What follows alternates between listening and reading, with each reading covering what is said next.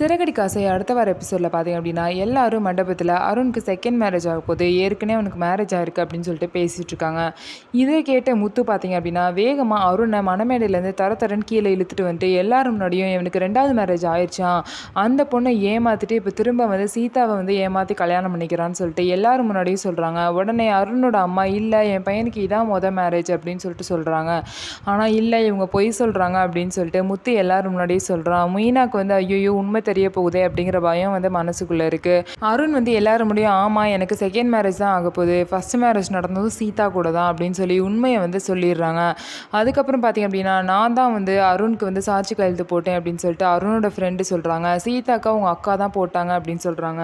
அப்படி சொன்னப்போ கூட பார்த்தீங்கன்னா முத்து வந்து நம்பவே இல்லை. அதுக்கப்புறம் மீனா எல்லாரும் முடியும் என்னை மன்னிச்சிருங்க, நான் தான் சீதா கல்யாணம் பண்ணி வச்சேன் அப்படின்னு சொல்லிடுறாங்க. அதுக்கப்புறம் பார்த்தீங்க அப்படின்னா முத்து ஒரு வார்த்தை கூட மீனா பேசவில்லை, ரொம்பவே கோவமாயிட்டாரு.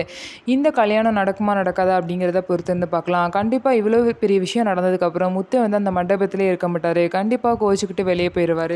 இருந்தாலும் இது ஒரு பொண்ணோட வாழ்க்கை, மண்டபம் வரைக்கும் வந்துட்டு இந்த கல்யாணம் நின்னா அந்த பொண்ணோட வாழ்க்கை என்ன ஆகுறது அப்படின்னு யோசிச்சு அண்ணாமலை பார்த்தீங்கன்னா இவங்களை மன்னிச்சு சீதாக்கும் அருணுக்கும் பார்த்தீங்கன்னா கல்யாணத்தையும் பண்ணி வச்சுருவாங்க. இந்த கல்யாணம் பார்த்தீங்கன்னா முத்தோட ஏற்பாடில் தான் முழுக்க முழுக்க நடந்துச்சு. ஆனால் கடைசி நேரத்தில் அவங்க கல்யாணம் நடக்கும்போது முத்து வந்து இருக்க மாட்டார்.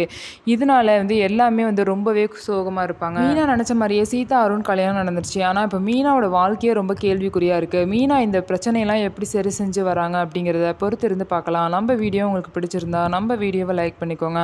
அதுக்கப்புறம் மறக்காமல் நம்மளோட சேனலை சப்ஸ்கிரைப் பண்ணிவிட்டு பாருங்கள்.